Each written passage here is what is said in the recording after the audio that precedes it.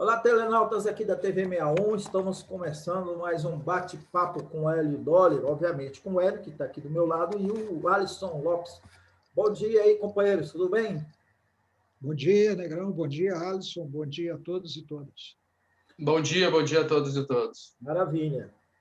Hélio e Alisson, a gente vai ter uma semana aí movimentada na CPI da pandemia ou do genocídio, como quer queiram, com já requerimentos, né, já depoimentos, né, de ministros, ex-ministros, enfim.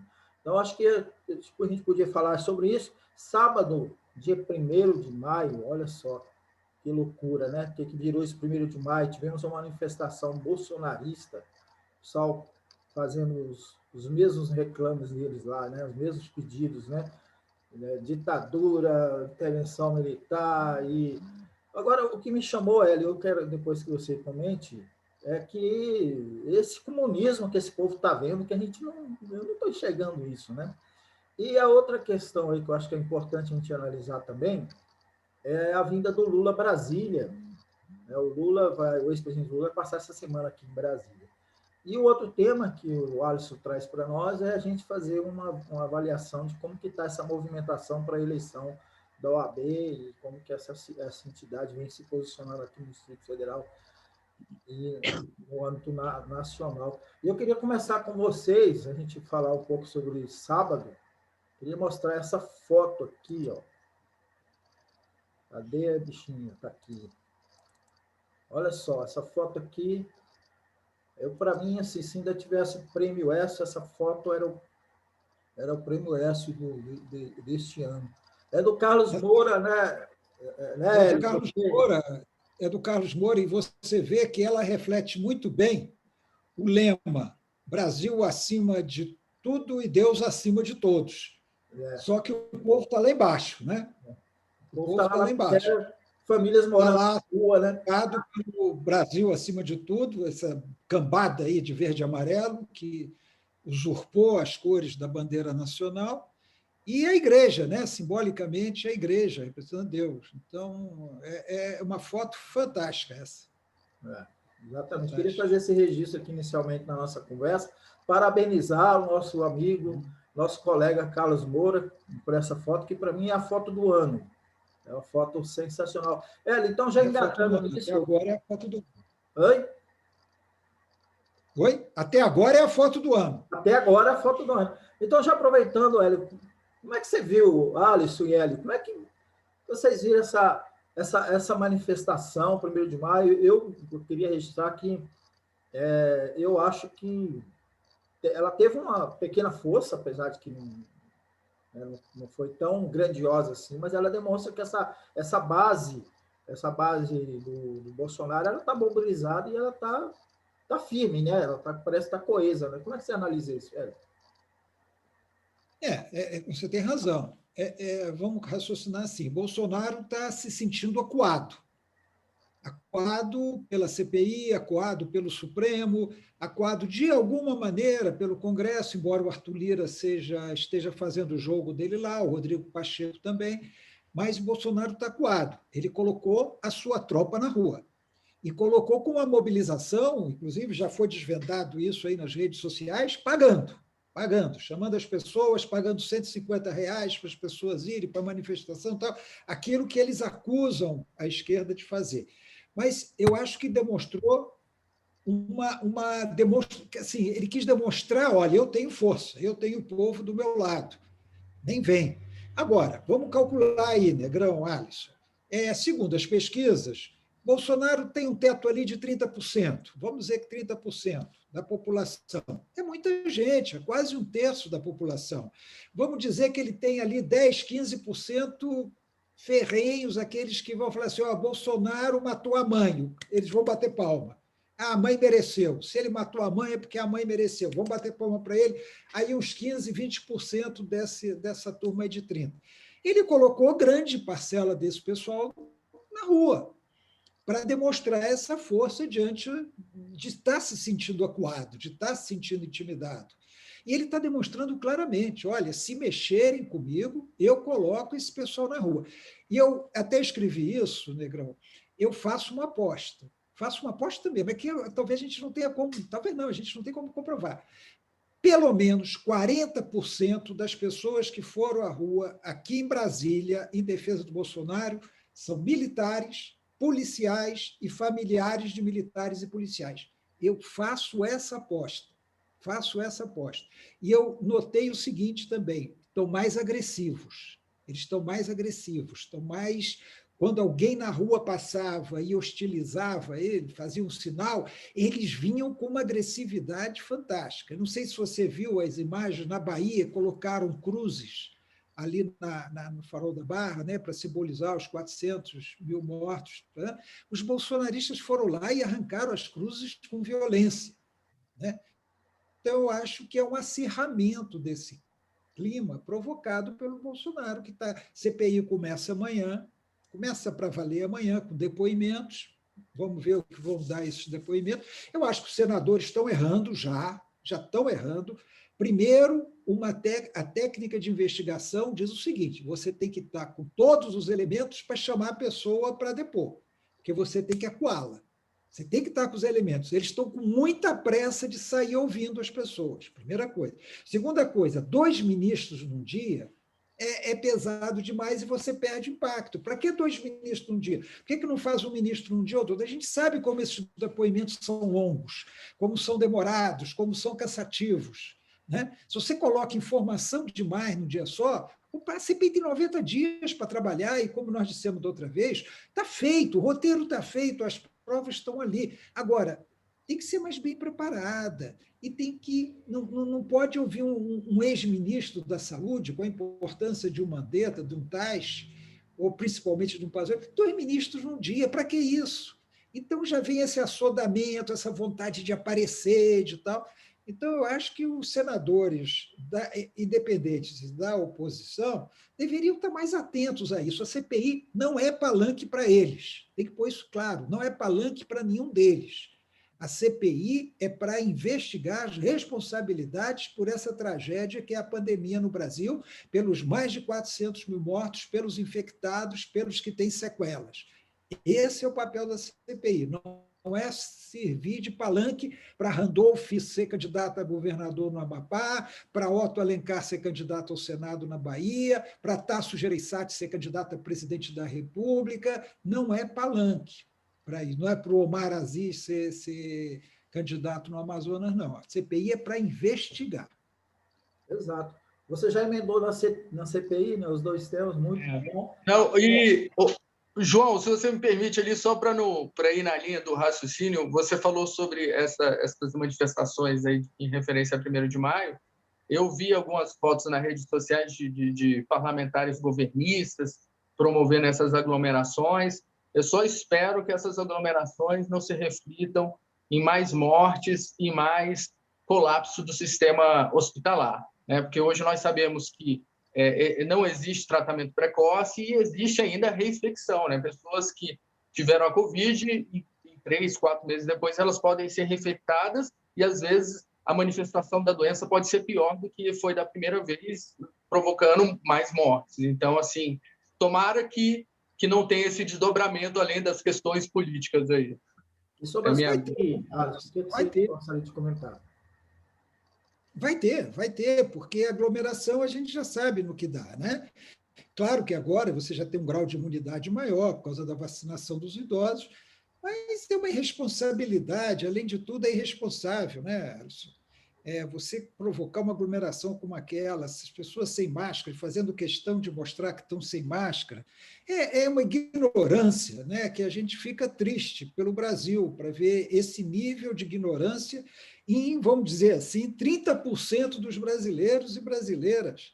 1/3 da população demonstrando ignorância, demonstrando um sentimento fascista, ou exaltando a morte, né? Ou negando hoje, só para contar para vocês, hoje eu tenho uma filhada, uma pessoa que mora até no entorno, uma pessoa pobre, falou, olha, o pai do meu 2º filho morreu de Covid, foi preciso ele morrer para a família dele acreditar que a Covid existia, porque eles achavam que era mentira. A família do rapaz que morreu com 39 anos, eles achavam que era mentira, eles achavam que isso era conversa de comunista tal. Agora, ele morreu, ela já estava separada há muitos anos, ele morreu com 39 anos, e agora a família acredita que a doença é para valer. É muito triste isso, né? Ver as pessoas passando por isso. E o pior que E a culpa de quem é? Então, e pior que tem famílias que estão perdendo entes queridos e não estão acreditando ainda. Né? Tem Incrível. essa situação. Mas, olha, esse desdobramento aí dessa mobilização, você acha que vai ter alguma consequência aí? Não tem consequência imediata, entendeu, Alisson? Eu acho que não tem, Negrão, não tem consequência imediata. O que eu acho é o seguinte: o Bolsonaro tem uma tropa, ele tem uma tropa que inclui militares da ativa e da reserva, policiais da ativa e da reserva, fundamentalistas, que eu digo que são falsamente cristãos, porque você não pode ser cristão defendendo o que eles defendem. Então, não são cristãos, são falsos cristãos. Esses fundamentalistas religiosos, pretensamente religiosos, fanáticos, né? Ele tem essa. E fascistas por convicção, a favor da ditadura, defendem a tortura, defendem os assassinatos. E é engraçado, quando a polícia prende um deles, eles saem bradando: ditadura, ditadura, e eles defendem uma ditadura, né? Isso aí também a gente viu várias imagens nos últimos dias, né? Mas então, o que eu vejo? Ele está mostrando: olha, eu tenho pessoal para ir para a rua. E esse pessoal que vai para a rua é um pessoal violento. São militares, são policiais, é um pessoal violento, é um pessoal que sabe usar arma, é um pessoal que conhece táticas de combate. Ele está dizendo isso. Então, se tentarem fazer impeachment, o Arthur Lira não vai deixar, mas se tentarem fazer impeachment, se tentarem me tirar, se a CPI vier com muita coisa para cima de mim, ou se eu perder a eleição, aí é que é o tom mais grave, viu, Alisson Negrão? Se eu perder a eleição, esse povo vai para a rua brigar. É isso que ele está dizendo. E às vezes eu fico perplexo, tem gente que ainda não acredita nisso. Não é viável, não vai acontecer. Espera aí, vamos contar com esse cenário, porque esse cenário está sendo desenhado claramente. Pode não acontecer, pode não dar certo, até acho que não vai dar certo.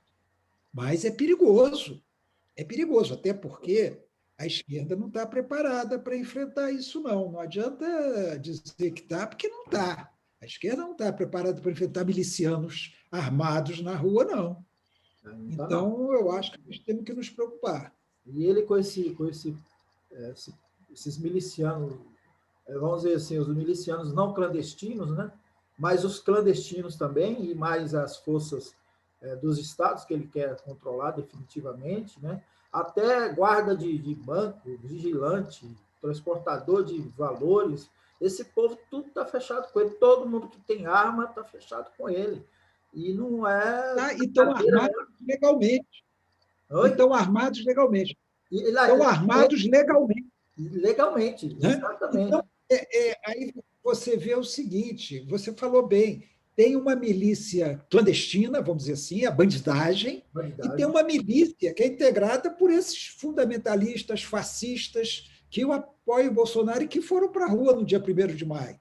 Não tenha dúvida. O pensamento desse pessoal é um pensamento torto, e é um pensamento que admite a violência quando é praticada por eles, não admite quando é contra eles, mas admite a praticada por eles. Acha que estão cumprindo desígnios de Deus e de Bolsonaro.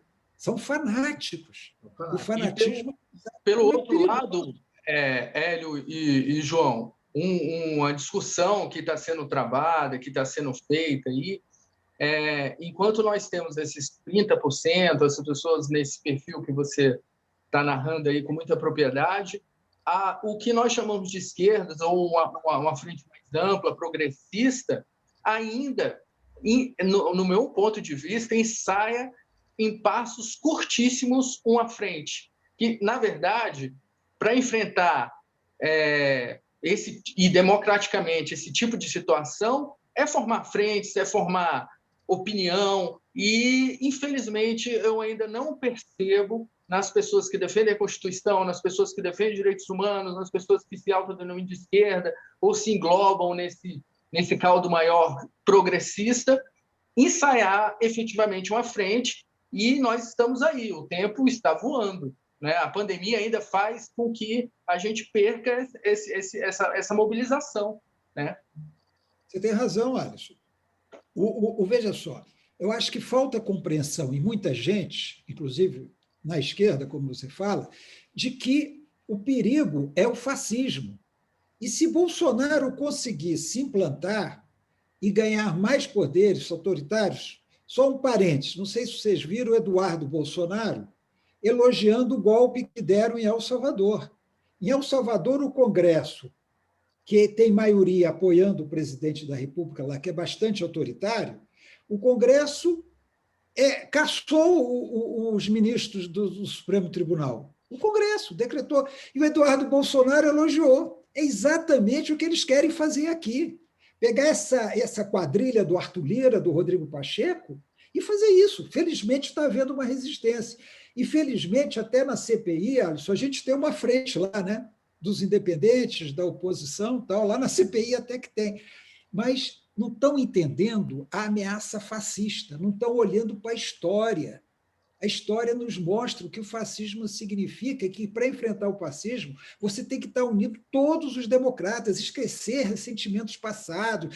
Votou assim, apoiou o golpe, esquece isso. E o Lula, que vem a Brasília essa semana, como você observou, Negrão, Lula vai passar essa semana em Brasília. O Lula está procurando botar, não a frente total de todos os democratas, mas está procurando ampliar o espaço dele à direita, procurando somar mais à direita. Eu li hoje que o Lula vai procurar o Sarney. Eu não acho legal, não gosto do Sarney, não. Mas para enfrentar o fascismo, eu acho que está certo. Está errado é se ficar dando ministério para o Sarney, vantagens para o Sarney, esse tipo de coisa. Agora, para enfrentar o fascismo, todos os que defendem a democracia têm que estar juntos.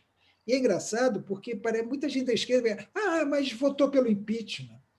Mas votou no Bolsonaro. Não, mas ele já se arrependeu de ter votado no Bolsonaro. Não, mas eu não perdoo. É um pensamento tão bitolado, tão fora. Parece que essas pessoas não conhecem a teoria marxista, não conhecem a história das revoluções, não conhecem a luta antifascista que se travou no mundo inteiro, em vários países, não conhecem o que foi a ditadura militar no Brasil e estão apegados a seu gueto, a sua bolha. Né? Não, eu me lembro, desculpa, mas assim, eu me lembro de Prestes, né? Que foi, em determinado momento, apoiou Vargas, sendo que Vargas tinha entregue Olga, né? E assim, não é que é um momento emblemático, né? Mas assim, o pragmatismo agora é defender a Constituição, é defender a Constituição de 88, é defender o Estado de Direito, defender as instituições, né?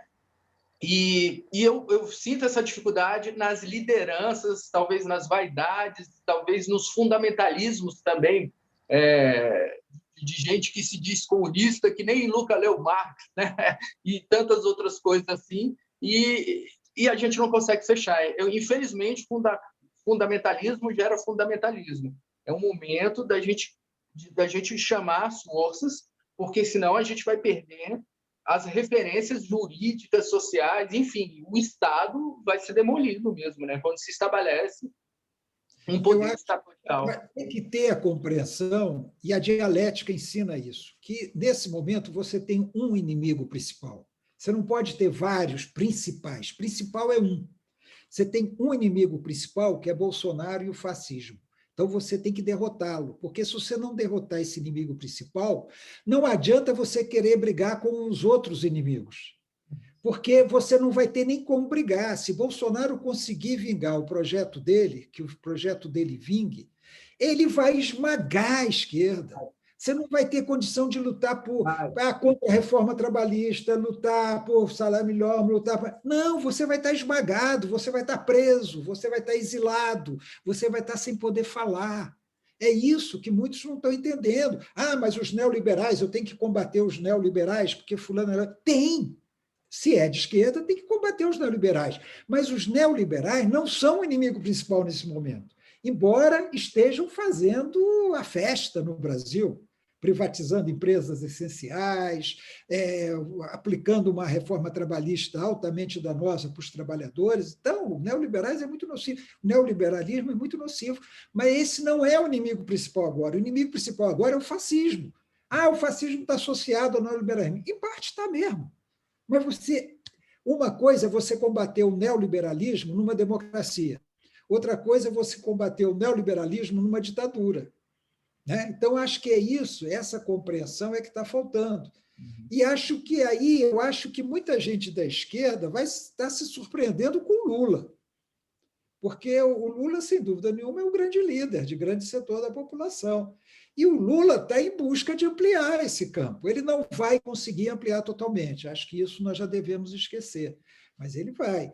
Eu acho que a gente tem que estar atento, viu, para o Tasso Gereissati. A candidatura do Tasso Gereissati está crescendo.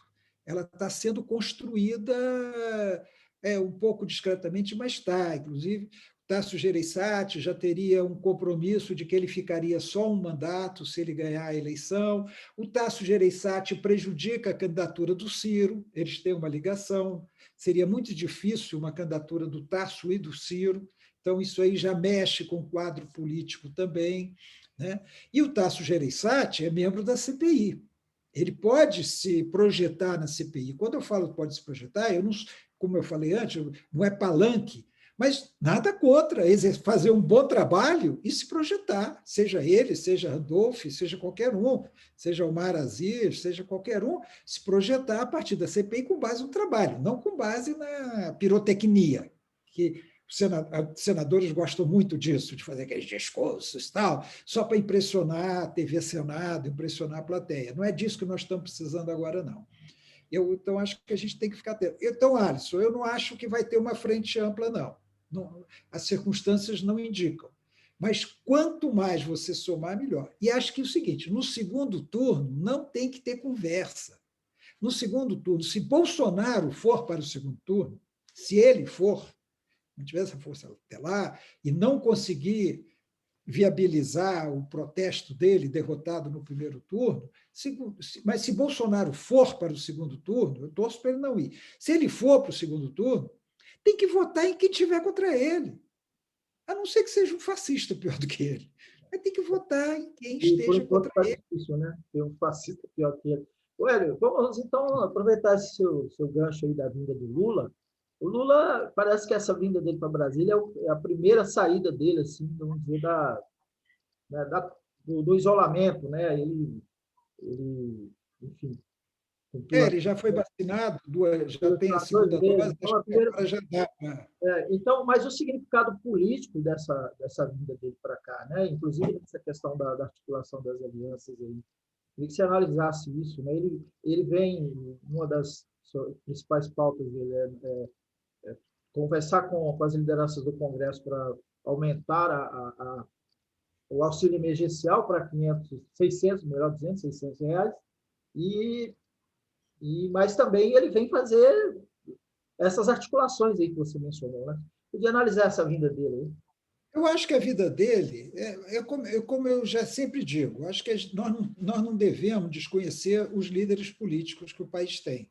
São poucos, alguns mais segmentados, outros com uma força maior. Lula é um desses líderes que tem uma força grande. Gostem ou não gostem dele, ele é líder político. Então, uma viagem dele, depois de 580 dias preso, depois de um relativo isolamento, agora que ele disse que já tomou as 2 doses, já está mais à vontade, mas isso tudo que eu estou te falando eu li, tá? Eu não tive nenhuma fonte direta.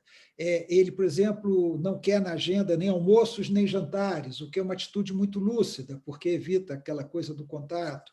Mas ele vai encontrar com líderes políticos, e eu li também, ele deve encontrar com o Sarney, nada contra se for para combater o Bolsonaro, tudo contra se for para fazer um acerto toma lá da cá, que é típico do Sarney, essa é a minha opinião. Ele não vai encontrar o Renan, que acho muito positivo. O Renan está na Berlinda. Um encontro agora com o Renan podia parecer uma interferência em CPI, acho que ele está certo. Eu vi que ele vai encontrar com o embaixador da China, com o embaixador da Rússia. Eu acho até que ele não deveria se limitar só a esses 2 países, mas é importante também. Eu acho O que a Lula, Alemanha também. Alemanha, isso eu não sabia. O Lula vai ter uma agenda que é uma agenda de líder político possível candidato a presidente da República. E quando eu falo possível candidato a presidente da República, não é mais pela questão jurídica, não. É porque ele pode não querer ser o candidato. Ele pode não querer ser o candidato. Ele pode querer ter outro candidato que não seja ele. Né? Mas ele é um possível candidato a presidente da República e tem que ser considerado assim, uma liderança política de grande segmento da esquerda e que é um possível candidato a presidente da República. É tão importante quanto outros líderes. Acho que essa semana pode nos mostrar, inclusive, o tom, sabe? O Alisson parece que caiu aí, mas o tom, sabe, Negrão? O tom que o Lula vai usar em Brasília, tanto no aspecto da fala, quanto no aspecto gestual, vamos dizer. Com quem ele vai falar, se vai ser discreto, se vai ser... Acho que tudo isso vai nos revelar muita coisa sobre as intenções dele nessa passagem por Brasília, que realmente é bastante importante. Eu acho que as coisas podem ficar mais claras depois dessa vinda dele a Brasília. Vamos ver, né? Vamos ver. Agora, Negrão, antes da gente, não sei se você tem outra coisa, mas eu queria só lembrar uma coisa importante hoje. Hoje é o Dia Internacional da Liberdade de Imprensa. Olha, isso voltou aqui. É verdade. Você tinha mencionado, né? Imprensa. E eu li hoje num jornal português, no Público, tem uma charge, o cara fala assim, hoje é o Dia da Liberdade da Imprensa, aí o cara fala assim, em muitos países deve estar sendo comemorada com bandeira meio pau. Aqui é o caso do Brasil. É o caso do Brasil. Ontem mesmo nós tivemos o relato de jornalistas, não sei se vocês viram, jornalistas lá com Bolsonaro sendo ameaçados pelos seguranças que chegou a puxar a arma, ameaçando os jornalistas. E aquele gado que fica ali batendo palma para o Bolsonaro, agredindo os jornalistas. Isso aí é um negócio terrível. A gente está vendo todo dia jornalistas sendo agredidos, sendo ofendidos, sejam atacados, e veículos de imprensa dominados pelo poder político do Bolsonaro, pelo poder econômico. Nossa liberdade de imprensa, ela existe, eu não vou negar que hoje... Tanto é que nós estamos aqui, né? Nós estamos aqui falando o que estamos falando, mas ela também está sob ameaça. Ela também está ameaçada por esse projeto fascista que nós temos hoje no poder. Maravilha. João, caí aqui. Pode, por favor, João. Você deu uma caidinha aí, mas olha só, nós temos 6 minutos aqui. Vamos falar rapidinho do tema da OAB que você trouxe. Exatamente, era isso que eu gostaria de conversar aqui. Nós estamos no momento de, esse ano, no segundo semestre, temos eleição, né, para a presidência da OAB. Já falamos anteriormente que a importância da OAB, e eu, como inscrito regularmente na OAB, minha crítica é que eu não espero que a OAB seja provocada, não é? Ela tem que tomar iniciativa. E nas redes sociais eu tenho acompanhado, inclusive a matéria que saiu aqui no consultor jurídico de 1º de maio, falando que a OAB pede apuração sobre a denúncia de tortura contra Rodrigo Pilha e vem falar que os ofícios são 3 ofícios pedidos e foram assinados pelo presidente hoje da seccional de Brasília, Délio Lins Silva Júnior, e a Comissão de Direitos Humanos da OAB, Idamar Borges Vieira. Não é? Então, falando justamente sobre isso. E aí, posteriormente, tem alguns comentários aqui, né, além do Rodrigo Pilha, mas assim, a importância da OAB, principalmente ali no que abrange o sistema carcerário, de estar denunciando, né, não esperando exatamente provocações, mas atuando com proatividade para fazer essas denúncias, oficiar as autoridades competentes que respondam ou venham prestar relatórios desses supostos, né, violações, enfim. Então, Hélio e João, o que eu provoco vocês, e até porque eu acho que é importante que esse vídeo aqui corra, porque o que a gente espera da OAB? Não é advogados que caiam nessa polarização política, mas advogados que tenham, sim, ali a Constituição, as normas, as leis. Né? Nós vivemos um país que os próprios institutos, IBGE e institutos de pesquisa mostram que temos o racismo, homofobia, violência contra a mulher, uma desigualdade social, que a Constituição prevê essas reparações. Então, assim, o advogado, além de, como categoria, exigir suas prerrogativas, condições, né, de frente ao juiz, ao promotor, em frente ao judiciário, ser tratado com respeito e ter voz, mas coletivamente, extrapolando a questão corporativista, né, a questão da corporação, mas mostrar ser proativo nesse momento, não esperar como o judiciário tem que ser provocado, mas eu vejo que a OAB tem que provocar, né? E a gente precisa disso agora, nesse momento. 2 minutos, Hélio. Olha, eu concordo com o Alisson, eu acho o seguinte, a OAB é uma entidade dos advogados, ela não é uma entidade política, ela não tem que ter partido político nem posição política, ela tem que ser independente. E acho que isso é um ponto importante que ela tem que demonstrar sempre. Ela é independente em relação a todos, inclusive governos, partidos, todos. Agora, ela tem princípios, como tantas outras entidades. Ela tem que defender a democracia, ela tem que defender a liberdade de expressão, ela tem que defender a liberdade de imprensa, como parte dessa liberdade de expressão, ela tem que defender os direitos humanos, né? Então, eu acho que, muitas vezes, a OAB falha nesses aspectos. E aí ela tem que ser cobrada, Alisson, pelos próprios advogados. Eu acho que os próprios advogados deveriam cobrar mais. Eu vou citar 2 coisas. Eu acho que essa manifestação da OAB em relação às torturas sofridas pelo Rodrigo Pilha na Papuda foram muito importantes. São muito importantes e tem que ser investigado mesmo, até porque a gente sabe que aconteceu com o Rodrigo Pilha, mas acontece cotidianamente com os presos que estão lá. A gente sabe disso, vê foto, recebe denúncia. Eu acho que o Estado tem agido pouco nesse sentido, a OAB também tem agido pouco nesse sentido, de preservar os direitos dos presos. Bolsonarista acha que preso bom é preso morto. Eu não acho, não. Acho que o preso tem que ser tratado com dignidade e cumprir sua pena. Eu acho até que, às vezes, aliviam muito nas penas, mas tem que cumprir sua pena com dignidade. Em termos nacionais, a postura do OAB em relação ao Bolsonaro, para mim, também me parece muito conivente, me parece muito omissa. A OAB já tinha que ter entrado com pedido de impeachment contra Bolsonaro, a OAB Nacional. Então, como você disse, nós temos eleição esse ano tanto para o Conselho Federal quanto para os conselhos seccionais.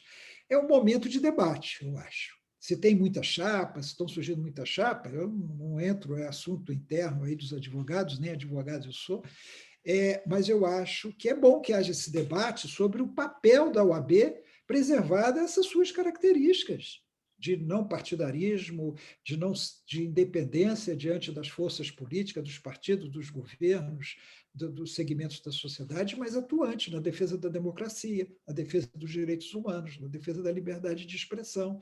Isso é fundamental. Não, inclusive, João, só para... É importante isso. Olha, se não dá tempo, desculpa. Vai cair. Então, vai cair, vai ficar antipático cortar no meio. Eu quero agradecer mais uma vez. A gente vai voltar na quinta-feira, mas rapidinho, a gente pode chamar esse debate durante a semana aí, especificamente sobre o OAB. Obrigado a vocês aí e até quinta-feira com mais um bate-papo com o Hélio Dório. Um abraço. Até